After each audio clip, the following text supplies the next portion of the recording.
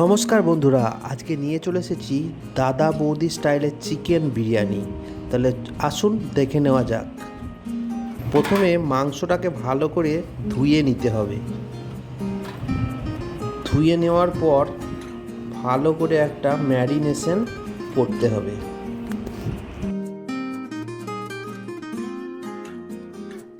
প্রথমেই 4 চামচ টক দই ভালো করে মাখিয়ে নেব এবং এই কাজটা ভালো করে করতে হবে যাতে টক দইয়ের ফ্লেভারটা চিকেনের ভিতর ঢুকে যায়।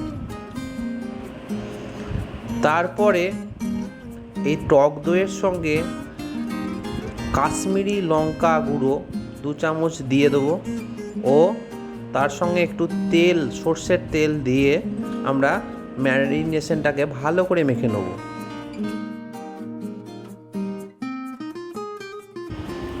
এই ম্যারিনেশনটা যত ভালো মাখা যাবে তার ওপর চিকেনের টেস্টটা কিন্তু ততটাই ভালো আসবে।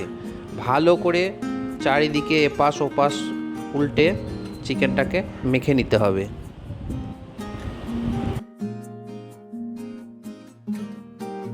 চিকেনটা যখন মাখা হয়ে যাবে তারপর আমরা পরিমাণ মতো লবণ অ্যাড করব।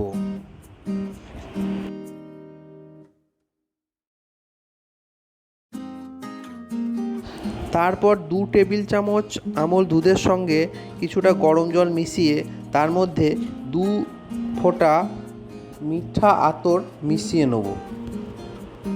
এরপরে ভাতের জন্য জল গরম করতে দিয়ে তার মধ্যে কিছু গোটা গরম মশলা ফেলে দেবো এবং তার সঙ্গে 2 চামচ 3 চামচ মতো লবণ অ্যাড করে দেবো। একটু বেশি করে লবণ দেবো কারণ জলের সঙ্গে ভাতের লবণটা যেন ব্যালেন্স হয়ে যায়, সেই জন্য।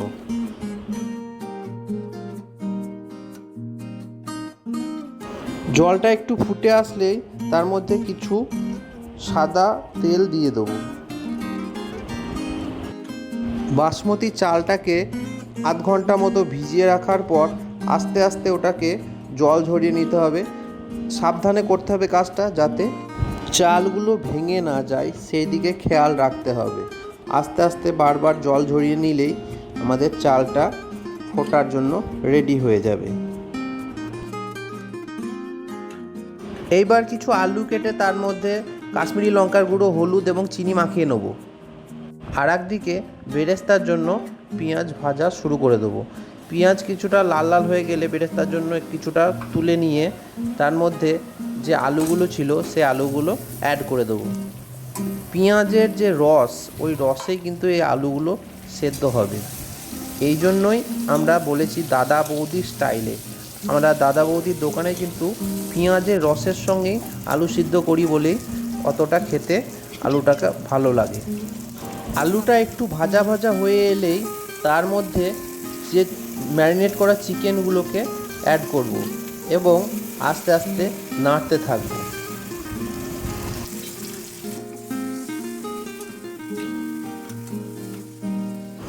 পেঁয়াজ, আলু এবং চিকেন এই তিনটেকে ভালো করে কষিয়ে নিতে হবে। তারপরে আমরা আদা রসুনের পেস্ট অ্যাড করব। আদা রসুনের পেস্ট একটু জল জল করে নিতে হবে যাতে মশলাটায় কোনো শক্ত ভাব না থাকে। তারপরে আমরা এই মিশ্রণটাকে ভালো করে কষিয়ে নেব। ভালো করে কষিয়ে নেওয়ার পর আমরা ওটাতে হোমমেড বিরিয়ানি মশলা অ্যাড করব। এখানে আমরা 2 রকম বিরিয়ানি মশলা দিয়ে এই বিরিয়ানিটা আমরা তৈরি করব।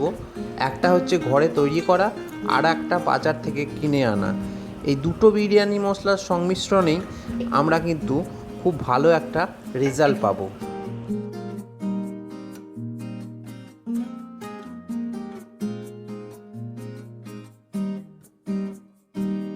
এরপরে আস্তে আস্তে কষাতে থাকবো। আস্তে আস্তে কষালেই খুব একটা সুন্দর থিকনেস গ্রেভি তৈরি হয়ে যাবে।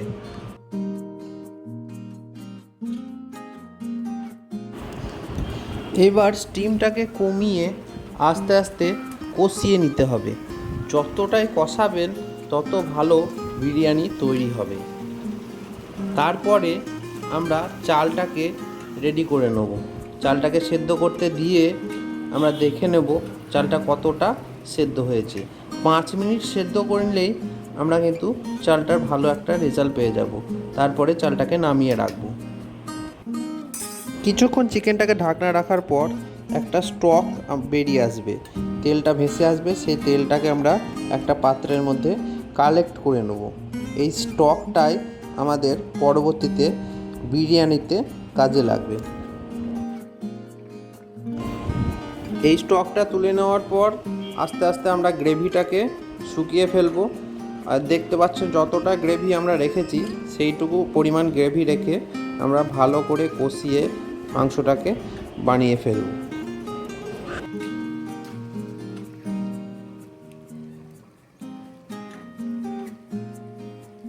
তারপরে আর কিছুই নয়, এবার লেয়ারিংয়ের পালা। একটা হাঁড়িতে পেঁয়াজ বেরেস্তা আর যে দুধটা রেখেছিলাম সেই দুধটা কিছুটা দেওয়ার পর ওই হাঁড়ির মধ্যে লেগ পিসগুলোকে সাজিয়ে দেব। লেগ পিস ভালোভাবে চারিদিকে সাজিয়ে দিতে হবে। সাজিয়ে দেওয়ার পর পাশে পাশে আলুগুলোকে সাজিয়ে দেবো। এইভাবে সাজাতে একটু সময় লাগবে ঠিকই, কিন্তু রেজাল্টটা হবে খুব সুন্দর। সাজিয়ে নেওয়ার পর যে স্টকটা আছে সেই স্টকের কিছুটা আমরা ওর মধ্যে দিয়ে দেবো। তারপর আবার সেই দুধ আর মিঠা আতরের মিশ্রণটিকে ঢেলে দেবো।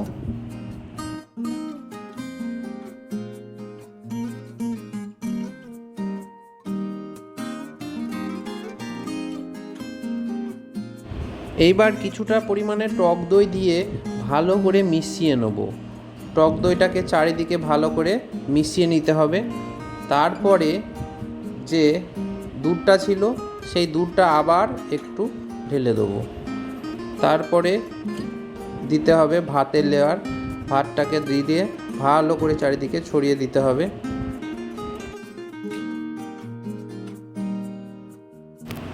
এইবার ভাতের ওপরে মাংসের গ্রেভি যেটা ছিল সেটা দিয়ে দেবো। এই গ্রেভিটাই কিন্তু বিরিয়ানির কালারের কাজ করবে।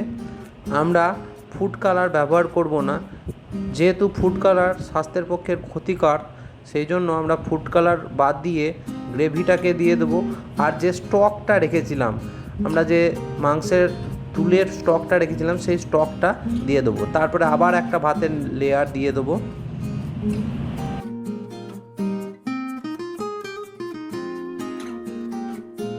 ভাতের লেয়ারটা ভালোভাবে দেওয়া হয়ে গেলে তারপরে আমরা যে দুধটা ছিল সেই দুধটার সঙ্গে যে গ্রেভিটা ছিল মাংসের, সেই গ্রেভিটাকে মিশিয়ে ওইটাকে ভাতের ওপরে ছড়িয়ে দেবো।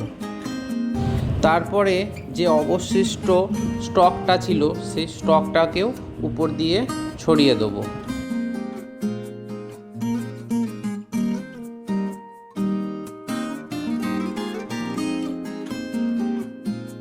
এরপরে উপর থেকেও আবার কিছুটা রাইস দিয়ে দেবো।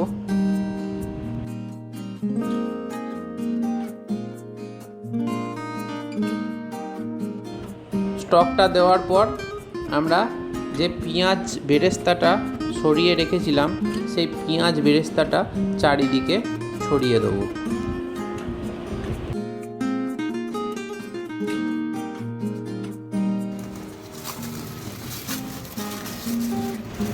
এরপরে উপর থেকে আমরা বাজার থেকে কিনে আনা বিরিয়ানি মশলাটা দিয়ে এই বিরিয়ানিটা দমে দেওয়ার জন্য রেডি করে নেব। বিরিয়ানি মশলাটা দেওয়ার পরে আমরা 1 চামচ কেওড়া জল এবং 1 চামচ গোলাপ জল ছড়িয়ে নেব ওপর থেকে।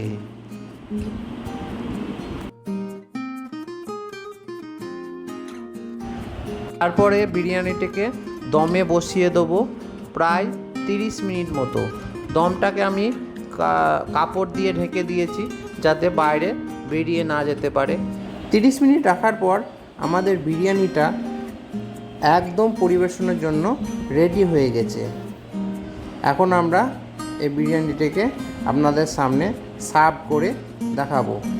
তার আগে আমার চ্যানেলে যারা নতুন এসেছেন তাদেরকে বলি, আমার পাশে থাকার জন্য লাইক, শেয়ার এবং সাবস্ক্রাইব করে আমাদের চ্যানেলটিকে একটু এগিয়ে যেতে সাহায্য করবেন।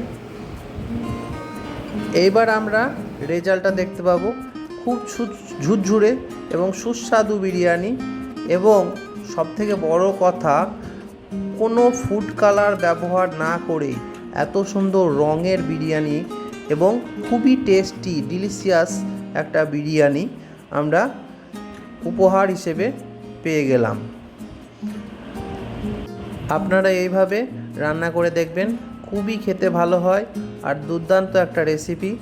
আপনারা একবার বানিয়ে দেখবেন।